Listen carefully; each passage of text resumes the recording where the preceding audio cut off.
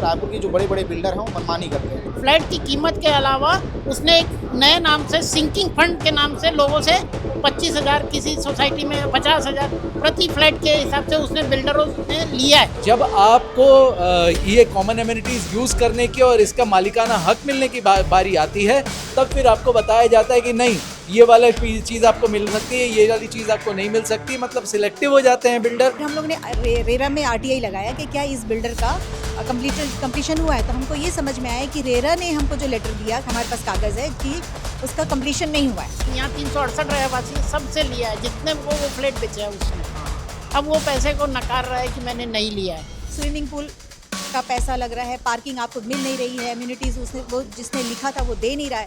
तो हम लोग ने फैसला किया कि हम फ्लैट नहीं लेंगे, हम उससे हम बाकायदा पूरा पैसा वापस लेंगे। अब हम फ्लैट नहीं लेने वाले। प्रोजेक्ट बेचने के लिए कॉस्मेटिक एक वो किया है, एक्सरसाइज करी है।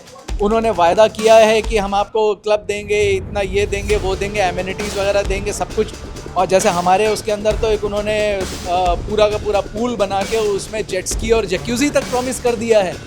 बिल्डर तो दे रहा है, आपको तो लेना चाहिए, आप ले लीजिए। ऐसे ऐसे बयान उन्होंने दिया तो हमको थोड़ा सा गुस्सा ही कि दे रहा है, ऐसे कैसे बोल सकता है। और जबकि 17 लोगों ने केस कर रखा था उस बिल्डर के खिलाफ। ऑर्डर्स के अंदर जो है रिलीफ मांगी गई है, 15-15, 20-20 पॉइंट्स के ऊपर रिलीफ मांगी गई है। और रेरा के ऑर्डर आते हैं वो कंसाइज हो जाते हैं 6 या 7 पॉइंट के ऊपर या 2 या 3 पॉइंट्स के ऊपर। इन्होंने तय किया है कि जो मनमानी लगातार बिल्डर कर रहा है उससे कैसे लड़ाई लड़ी जाएगी। कई ऐसे प्रोजेक्ट हैं जिसके अंदर उसके वेबसाइट के ऊपर जो है वो एक्सपायर्ड दिखाता है, लेकिन उसके भी मुकदमे जो है रेरा एक्सेप्ट कर रहा है और बिल्डर और रेसिडेंट्स के अगेंस्ट उसके डिसीजंस आ रहे हैं। और यहाँ आने से पता चल रहा है मैक्सिमम लोगों के साथ ऐसा हुआ है और लोग रजिस्ट्री करा लिए थे करके मजबूरी में सब जी रहे हैं। ऐसा मुझे यहाँ आने के बाद एहसास हुआ। एज ए रेसिडेंट हम लोग कहाँ जाएँ, क्या करें हम लोग।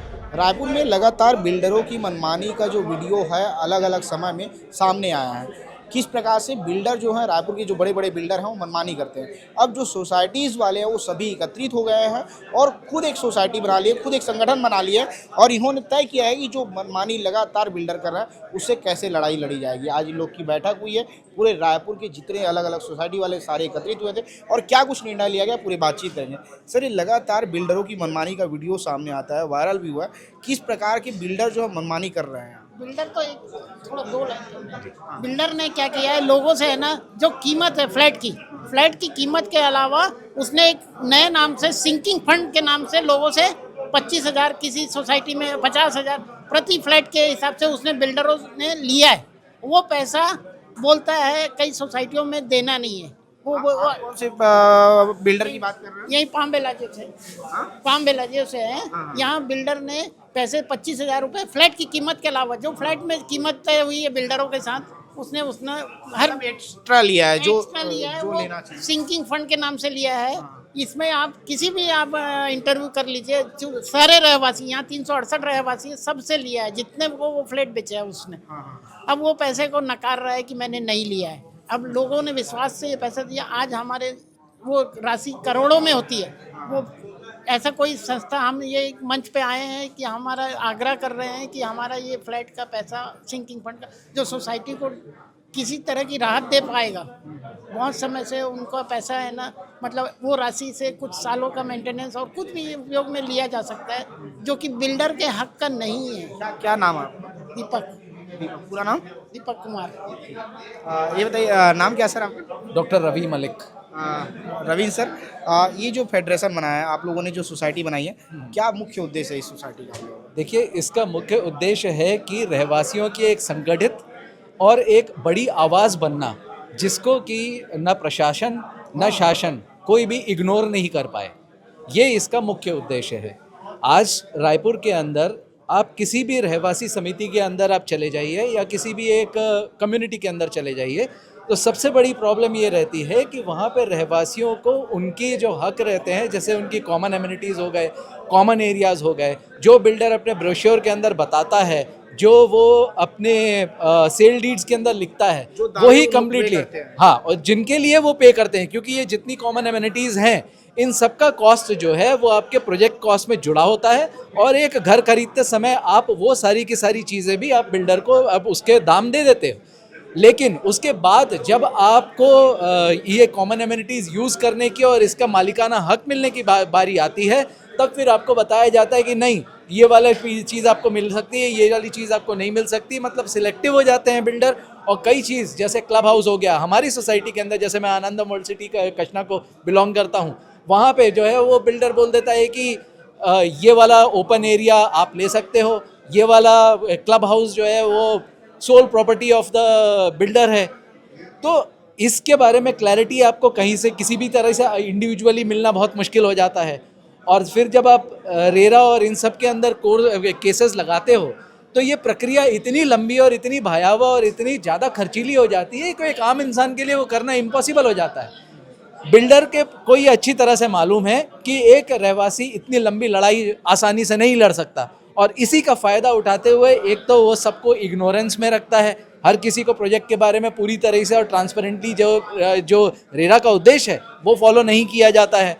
और उसके बाद जब वो उसके अगेंस्ट कोई, ये जैसे अभी हमारी मीटिंग के अंदर कई लोगों ने ये भी बताया था कि गुटबाजी चालू हो जाती है। तो जब सोसाइटीज़ के बीच के अंदर ही कई लोग जो रहते हैं वो बिल्डर की लॉबी के साथ ही उसका फेवर करना शुरू कर देते हैं।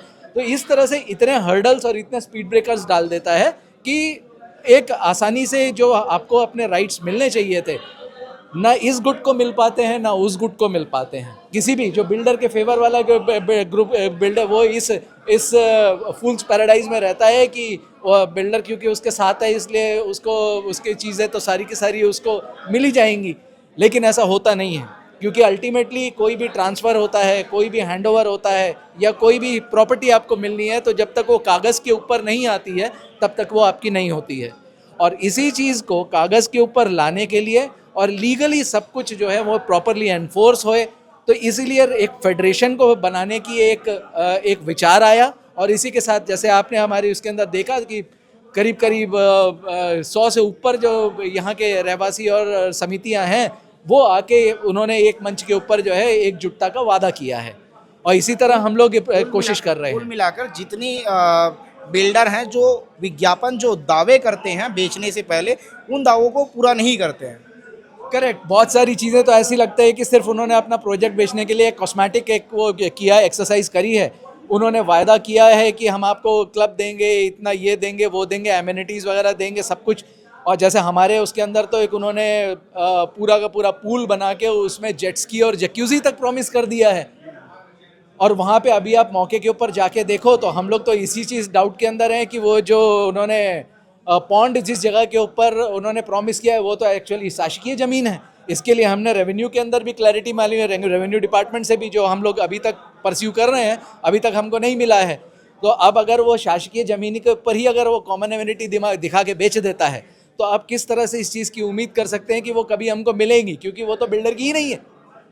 तो और इस चीज़ के पीछे जो क्लैरिटी जिस शासन को देनी चाहिए उसकी चाल तो इतनी ढीली चलती है कि पता नहीं अगर इसी तरह से चलता रहा और हम लोग अगर कोई और हम लोग ने अपना जो जिस तरह से हम लोग अपना काम कर रहे हैं उसको हम लोग ने कोई और वे के अंदर इसको प्रेजेंट नहीं किया तो हमारी जनरेशन के हमारी अगली जनरेशन को भी कभी नहीं मिल सकती हो। आप लोग जो अभी लड़ाई लड़ रहे हैं रेरा के खिलाफ, वो चाहे बड़े बिल्डरों के खिलाफ, ऐसी कितनी शिकायतें रही है? क्योंकि आप लोग जो आज बैठक किए ये काफ़ी लंबी आप लोगों की चली होगी, लड़ाई भी आप लोगों ने लड़ी होगी। कितने बिल्डर के नाम सामने आए जिन लोग सबसे अधिक मनमानी कर रहे हैं? ये तो खैर ये थोड़ा सा एक शोध का विषय भी है, क्योंकि अब 2016 के बाद जब से रेरा एग्जिस्टेंस में आया, मैंने सिर्फ रेरा के वेबसाइट के ऊपर जाके ऑर्डर्स चेक किए। 3000 से ज़्यादा ऑर्डर्स आज की तारीख में रेरा की इस वेबसाइट के ऊपर ही पब्लिश्ड हैं, जिसके PDF आपको मिल जाएंगे। और उसमें सैकड़ों बिल्डर्स होंगे।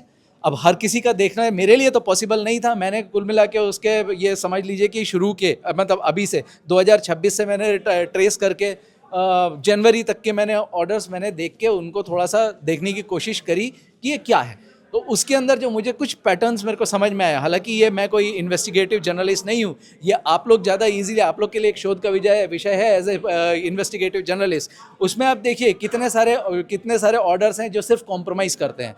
रेरा सिर्फ एक कॉम्प्रोमाइज़ करने का स्थान नहीं है, रेरा एक रेगुलेटरी अथॉरिटी, वो एनफोर्स कर सकती है इस चीज़ के ऊपर कि प्रोजेक्ट जिस तरह से कंसीव किया गया था, जिस तरह से बिल्डर ने बताया है कि वो प्रोजेक्ट बनेगा और चलेगा, क्या वास्तव में बिल्डर वो चीज़ डिलीवर कर पा रहा है? क्या ऐसा तो नहीं कि रेरा जो है उसको समय पे समय दिया जा रहा है? कई ऐसे प्रोजेक्ट हैं जिसके अंदर उसके वेबसाइट के ऊपर जो है वो एक्सपायर्ड दिखाता है, लेकिन उसके भी मुकदमे जो है रेरा एक्सेप्ट कर रहा है और बिल्डर और रेसिडेंट्स के अगेंस्ट उसके डिसीजंस आ रहे हैं। जैसे अभी साम्राज्य सोसाइटी का बिल्कुल एकदम ताज़ा अभी इसी हफ्ते आए हुए डिसीजंस हैं, जिसमें करीब 100 से ज़्यादा उनके रेसिडेंट्स हैं, उसमें उनके अगेंस्ट और बिल्डर के फेवर के अंदर डिसीजन दिया हुआ है। ये सब जो शोध और कई उसके अंदर ऑर्डर्स के अंदर जो है रिलीफ मांगी गई है, 15-15, 20-20 पॉइंट्स के ऊपर रिलीफ मांगी गई है, और रेरा के ऑर्डर आते हैं वो कंसाइज हो जाते हैं 6 या 7 पॉइंट के ऊपर या 2 या 3 पॉइंट्स के ऊपर। तो ये ऐसा कैसे हो रहा है भाई? कुल मिलाकर कहा जाए रेरा जो है बिल्डरों को, जो बड़े बिल्डर हैं उनको संरक्षण देने का काम कर रहा है। अब ये वाली चीज़ जो है, ये चीज़ डायरेक्टली बोलना बहुत मुश्किल है कि बिल्डर के फेवर कर रहा है या नहीं कर रहा है, ये एक शोध का विषय है। लेकिन इस प्रकार की चीजें जब आती है तो किसी के मन में भी बिल्कुल उस किसी के मन के अंदर भाई हमारा एज अ रेसिडेंट हमारा तो विश्वास हिल जाता है, और ऊपर से जब उसके साथ साथ सुप्रीम कोर्ट का भी उसके अंदर ऑब्जर्वेशन आ जाए। सुप्रीम कोर्ट ने तो बोला है कि the RERA has become a Toothless tiger, right. तो जब सुप्रीम कोर्ट का भी हमारी जो ऑब्जर्वेशन है उसी के लाइन में जो है एपेक्स कोर्ट का भी आ रहा है, तो फिर एज अ रेसिडेंट हम लोग कहाँ जाएं, क्या करें हम लोग? तो अब इसीलिए जो है एक ऐसे मजबूत संगठन का भी होना बहुत ज़रूरी है जो कि हम सबकी वॉइस बन सके, एक कलेक्टिव वॉइस बन सके। संगठन बनने के बाद लोग, जो पीड़ित लोग हैं, वो संपर्क कर रहे हैं, कांटेक्ट में आ रहे हैं। बिल्कुल हम लोग बिल्कुल एक बहुत ही पॉजिटिव इंडिकेशन मिला था जब से हम लोग ने तो ये आइडिया फ्लोट किया था, और उसके बाद हम लोग ने ये व्हाट्सएप के माध्यम से, फेसबुक के माध्यम से हम लोग ने सबसे जुड़ना शुरू किया, तो अपने आप ही लोगों के फ़ोन आ रहे हैं, अपने आप ही लोग जुड़ रहे हैं उसके साथ साथ। और अभी आपके सामने ये है कि हम लोग का अभी महीना भर भी नहीं हुआ है इस मुहिम को हम लोग को स्टार्ट किए हुए, और प्रशासन ने भी हमारे साथ मीटिंग करी है, शासन ने भी हमारे साथ मीटिंग करी है, और ये हम लोग ने आज अपना इधर पे एक पहला सम्मेलन भी हम लोग ने अपना संपन्न किया। मैम, आप भी बिल्डर से घर खरीदे थे, ज़मीन खरीदे थे, उसके बाद क्या हुआ था आपके सामने? नहीं, ज़मीन नहीं, हम लोग ने 2 फ्लैट बुकिंग कराई थी। फ्लैट बुक कराया था। तो फिर लास्ट में जब रजिस्ट्री की बारी आई कि हमको रजिस्ट्री कराना पड़ेगा, और टाइम उसने कंप्लीट कर दिया था, तो फिर हम लोग रजिस्ट्री से पहले एक बार अपने फ्लैट को देखने के लिए गए कि 2-2 फ्लैट लिया हुआ है और कॉस्टली है। तो जब हम वहाँ पर पहुँचे तो हम लोगों ने ये देखा कि कंप्लीशन नहीं हुआ है। नगर निगम से उसको कंप्लीशन सर्टिफिकेट मिल चुका था। फिर हम लोगों ने कंप्लीशन नगर निगम ने बता दिया कि ये कंप्लीट हो गया है, लेकिन उसके बाद कंप्लीट नहीं हुआ था। और फिर हम लोगों ने रेरा में आरटीआई लगाया कि क्या इस बिल्डर का कंप्लीशन हुआ है। तो हमको ये समझ में आया कि रेरा ने हमको जो लेटर दिया, हमारे पास कागज़ है कि उसका कंप्लीशन नहीं हुआ है। रेरा खुद मान रहा है कि इसने पूरे जो अम्यूनिटीज़ जिसने वादा किया था उसने कंप्लीट नहीं किया, लेकिन नगर निगम का लेटर था कि वो नगर निगम का लेटर उसने हमें दिया था कि मैंने कंप्लीट कर लिया, लेकिन रेरा और नगर निगम दोनों में विरोधाभास था हमारे इसमें। उसके बाद जब हम लोगों ने कंप्लेंट की कि फिर हम जब वहाँ गए, रहवासियों से बात की, तो पता चला कि जो उसकी पाइपलाइन है वो हमारे किचन से, हमारे घर के अंदर से गुजर रही है। मतलब अगर ऊपर वाले का बाथरूम फुटेगा तो मेरे सर पर गिरेगा। ये हम लोगों ने उस चीज़ को देखा। फिर दीवारों की हमने हालत देखी, दीवार एकदम कमज़ोर थी, टाइल्स लगे नहीं थे, लेकिन टाइल्स नीचे की टूटने लगी थी। और उसने जो हमको वादा किया था कि मैं ये टाइल्स लगा के दूंगा, वो टाइल्स नहीं लगी थी। तो हमारे जो भी हम लोगों से वो वादा किया था, वो वादा पूरा नहीं किया। तो हम लोग सोचने लगे, हम लोग ने टाइम लिया कि हम सोचते हैं रजिस्ट्री करने से पहले, इससे पहले कि हमको तकलीफ हो वहाँ पर रहने के अमाउंट दे चुके थे पहले। हमें पूरी बुकिंग अमाउंट हो चुकी थी, बस एक लास्ट 10 लाख रुपए का हमको उसको देना था और हम रजिस्ट्री कराना था। तो 10 लाख रुपए हमारा देना था उसको। तो वो पीछे फिर हम लोगों ने एक आरटीआई लगाया टाउन एंड कंट्री में कि हमारा जो फ्लैट है क्या वो टाउन एंड कंट्री में रजिस्टर्ड है कि नहीं। तो पता चला, जब टाउन एंड कंट्री से हम लोगों ने निकाला तो पता चला कि बिल्डर ने हमारे उसके लिए कोई ऐसा हमारे फ्लैट का कोई नक्शा पास नहीं करवाया है।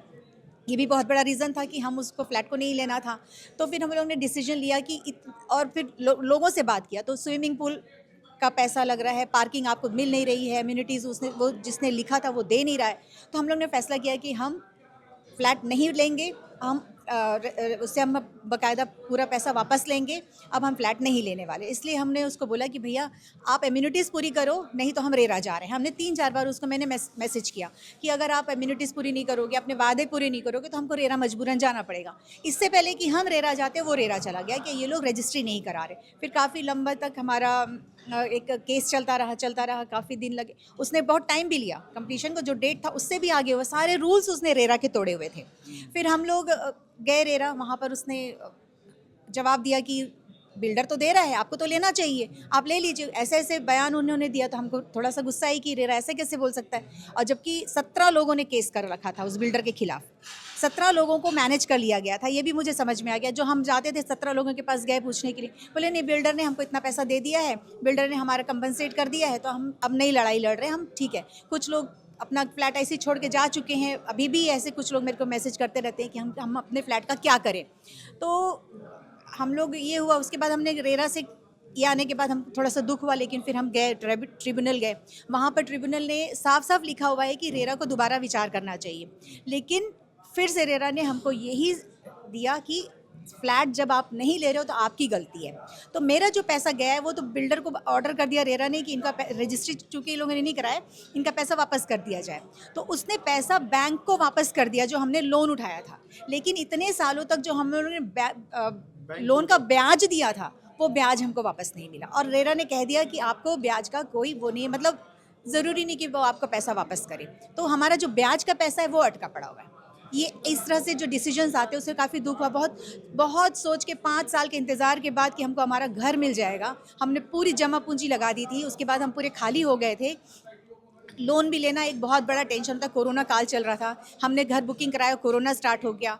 तो अपने स्टाफ को पालना, मेरे पास 40 स्टाफ थे, स्टाफ को मुझे पेमेंट करनी पड़ती थी। तो इस तरह से फिर मेरा पूरा अकाउंट मेल्ट हो गया। तो जब हम आज की जो स्थिति है, रेरा के ऊपर रेरा ने कोई कार्रवाई नहीं की उनके ऊपर, बिल्डर के ऊपर अभी तक कोई कार्रवाई नहीं। इवन यहाँ तक बिल्डिंग में आग लग गई, उसकी भी बड़ी न्यूज़ है हमारे पास, यूट्यूब में उसकी वीडियो है कि उस बिल्डिंग में आग लगी।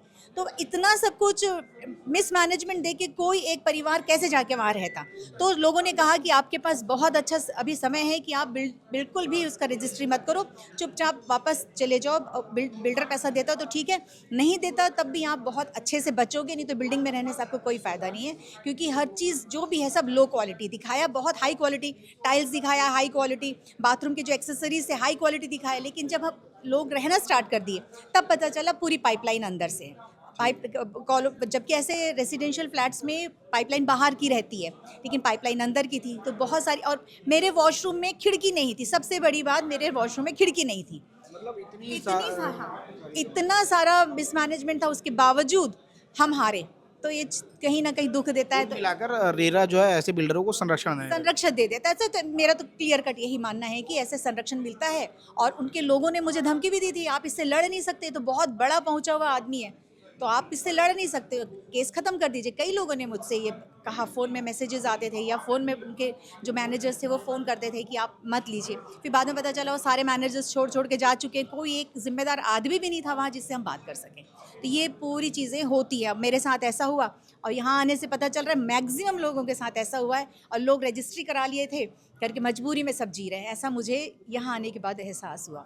तो फेडरेशन जो है ये हमारे जैसे लोगों की आवाज़ भी बनेगी, और जो हमारा जमा पूंजी है उसके बारे में भी हमको लगेगा कि हाँ, हमारे साथ कुछ न्याय हुआ।